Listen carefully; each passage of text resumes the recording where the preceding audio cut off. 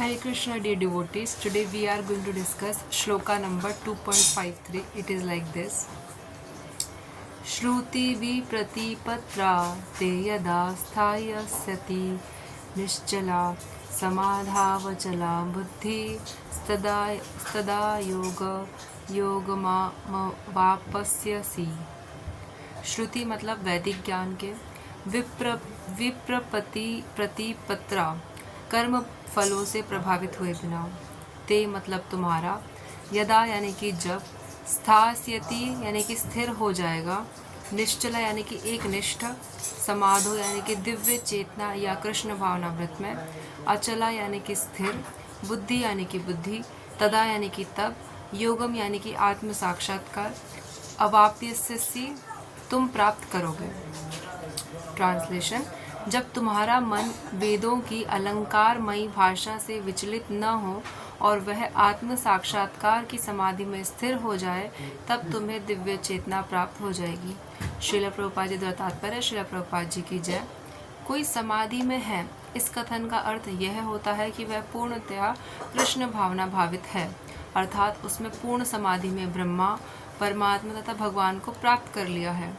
आत्म साक्षात्कार की सर्वोच्च सिद्धि यह जान लेना है कि मनुष्य कृष्ण का शाश्वत दास है और उसका एकमात्र कर्तव्य कृष्ण भावनामृत में अपने सारे कर्म करना है।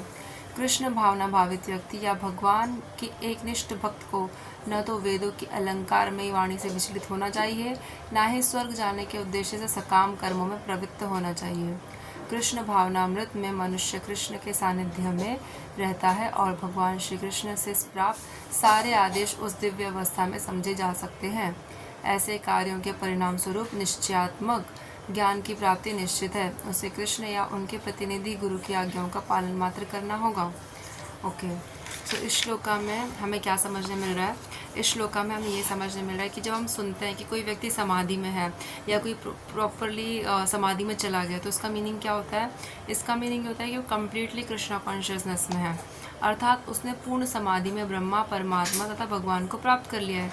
क्योंकि कृष्णा कॉन्शियसनेस जब कम्प्लीटली होगा तो सबसे पहले तो ब्रह्मा जी को प्राप्त करेगा, उसके बाद परमात्मा और तब भगवान को। क्योंकि हमने देखा था सूरज के एग्जाम्पल से, जब सूरज उगता है तो सबसे पहले सूरज का प्रकाश आता है धरती पे, फिर हम अगर सूरज के प्रकाश से सूरज की किरण देख सकते हैं और हम उसके ज़्यादा नज़दीक जाएंगे तो हम सूर्य के बारे में भी जान सकते हैं। तो हमने जो किरणें थी उन्हें हम ब्रह्मा जी समझ सकते हैं, और सॉरी जो प्रकाश था उन्हें ब्रह्मा जी समझ सकते हैं। जो किरणें हैं वो क्या है? परमात्मा है। और जो अंदर है मतलब उसके और निकट जाओगे तो आपको भगवान के भी दर्शन होंगे। तो उसी प्रकार से जब हम सुनते हैं कि कोई समाधि में है, तो इसका मतलब होता है कि वो पूर्णतया कृष्ण भावना भावित है, यानी कि कृष्णा कॉन्शियसनेस में है, भगवान श्री कृष्ण के बारे में चिंतन करता है, भगवान श्री कृष्ण का ध्यान करता है और उसने पूरी तरह से ब्रह्मा जी, परमात्मा और भगवान को प्राप्त कर लिया है।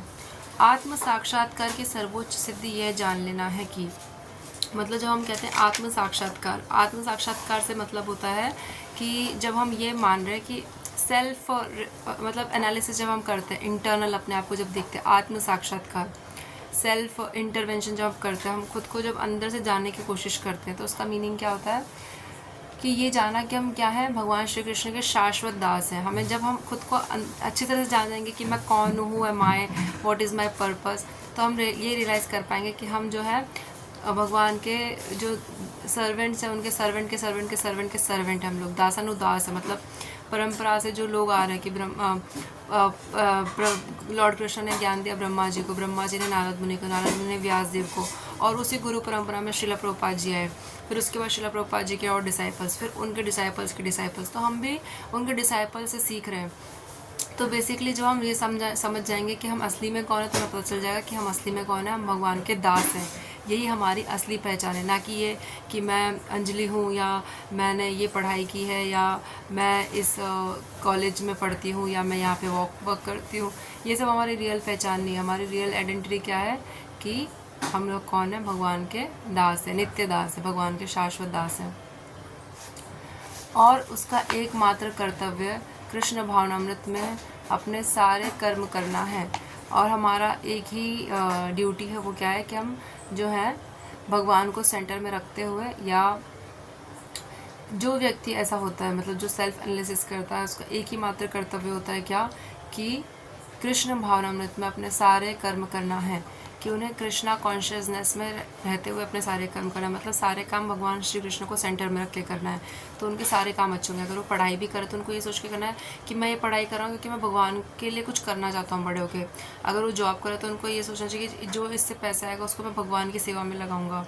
अगर वो किसी को डोनेट करे तो उनको सोचना चाहिए कि भगवान से जुड़े हुए काम करता है इसलिए मैं इनको डोनेट करूँ। मतलब everything you should think about Krishna in every. जब भी आप कुछ करें तो आपको कृष्णा, भगवान श्री कृष्ण को सेंटर में रख के और चीज़ें करनी, तभी आप जो है चीज़ों को अच्छे से कर पाओगे।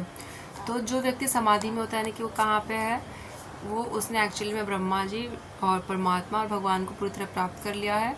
और जब इंसान अपने इंटरनल एनालिसिस अच्छे से कर लेता है, जब उसको पता चलता है कि वो कौन है, तो उसको पता चलता है कि वो कौन है, तो वो भगवान श्री कृष्ण का servant of the servant of the servant, मतलब होता है ना दास, मतलब एकदम सर्वेंट्स के सर्वेंट है हम। ठीक है, हमारी जो रियल पोजीशन है वो बहुत नीचे है, हम खुद को बहुत बड़ा मानते हैं, बट एटलीस्ट हम रियल में वो चीज़ नहीं है। We are very low.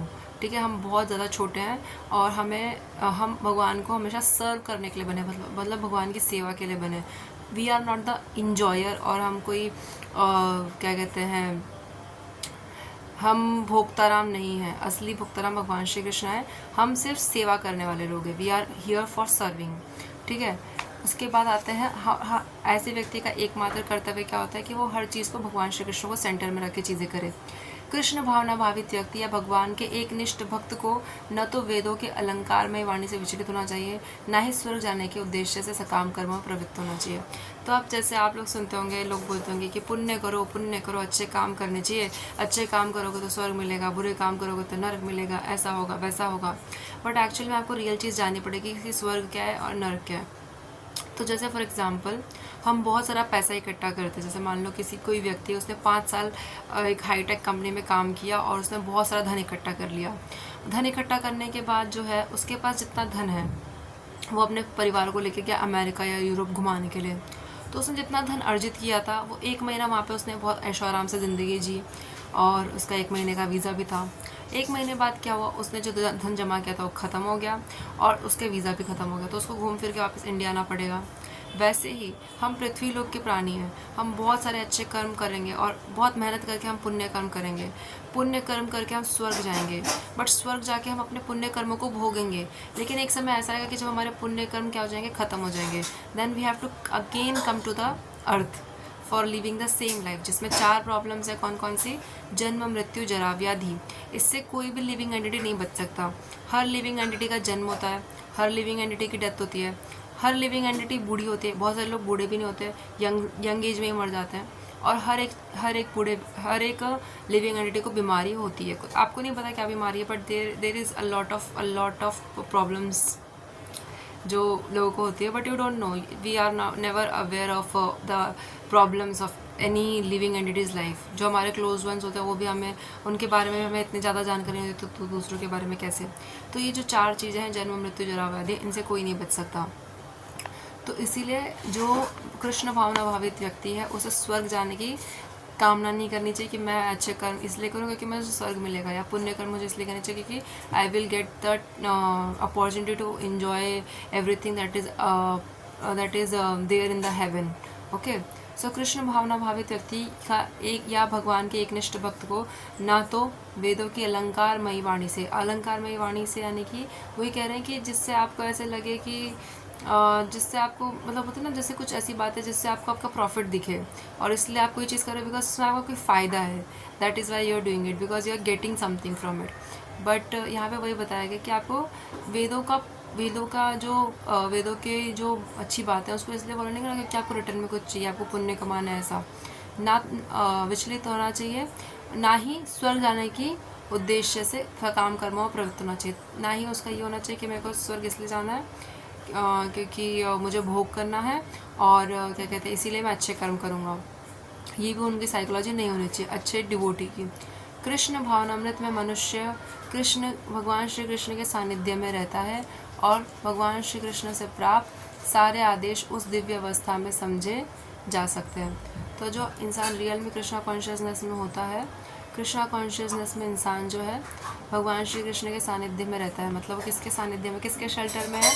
The person, the devotees in the shelter of Lord Krishna. और भगवान श्री कृष्ण से प्राप्त सारे आदेश उस दिव्य अवस्था में समझे जा सकते हैं। और जब उस दिव्य अवस्था में होते हैं तो भगवान जो जो ऑर्डर्स उनको देते हैं वो समझ भी सकते हैं, बिकॉज वो उनके सानिध्य में है। ऐसे कार्यों के परिणाम स्वरूप निश्चयात्मक ज्ञान की प्राप्ति निश्चित है। जब वो ऐसे काम करता है तो परिणाम स्वरूप क्या होगा? निश्चयात्मक ज्ञान की प्राप्ति, जो डिसीजन नॉलेज है, डिसीजन मेकिंग की जो नॉलेज है, निश्चयात्मक ज्ञान की प्राप्ति होना निश्चित है। ये कन्फर्म है कि उनको डिसीजन मेकिंग नॉलेज प्राप्त होगी। उससे भगवान श्री कृष्ण या उनके प्रतिनिधि गुरु की आज्ञाओं का पालन मात्र करना होगा।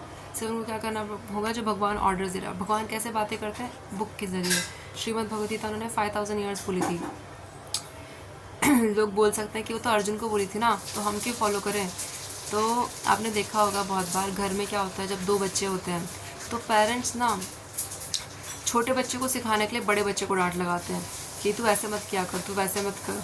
तो जब छोटा बच्चा देखता है कि यार बड़े भैया को डांट पड़ रही है, तो छोटा बच्चा भी फिर सोचता है कि अगर भैया को डांट पड़ी ऐसा करने से, तो अगर मैं भी यही करूँगा तो मुझे भी डांट पड़ेगी, मतलब मुझे ये चीज़ नहीं करनी है।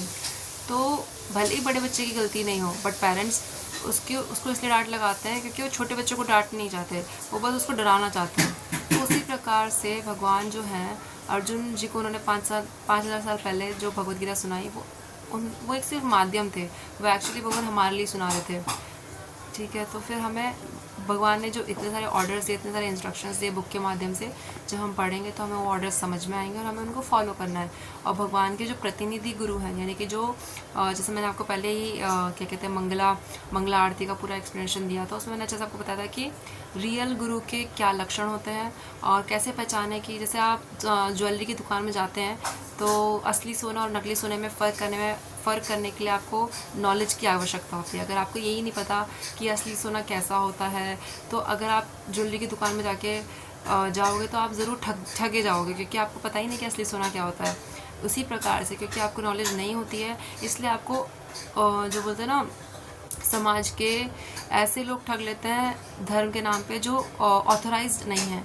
लेकिन आपको जो है, अगर आपको नॉलेज प्राप्त कर, मतलब आपको जड़ों में जाना पड़ेगा, तभी आप जो है ऑथराइज्ड लोगों को पहचान सकते हो कि हु इज़ ऑथराइज्ड और क्या सही है क्या गलत है। ऐसे आपको ब्लाइंड ट्रस्ट नहीं करना आंखें बंद करके कि आप आंखों में पट्टी बांध के किसी को मानी बैठो। You don't have to do, you always have to use your brain. आपको हमेशा चिंतन करना है। अगर आप किसी चीज़ को फॉलो कर रहे हो तो आपको हमेशा सोचना है कि मैं इस चीज़ को क्यों फॉलो कर रही हूँ, इसके पीछे क्या रीज़न है, या ये पर्सन को ही मैं क्यों मानूँ।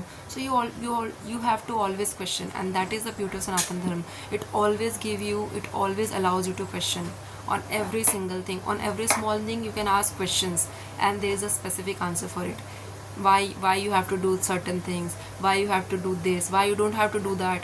So always you have to have that query mind to ask questions, because the more you will ask, the more you will get answers and the more clarification will be there in your head.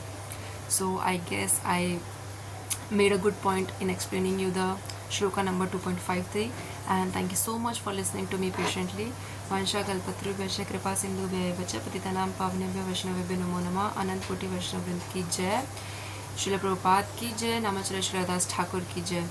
प्रेम से कहिए जय श्री कृष्ण चैतन्य प्रभु नित्यानंद श्री अद्वैत गदाधर श्री सदी श्री गौर भक्तवृंद की जय। हरे कृष्ण कृष्ण कृष्ण हरे हरे, हरे राम राम राम हरे हरे।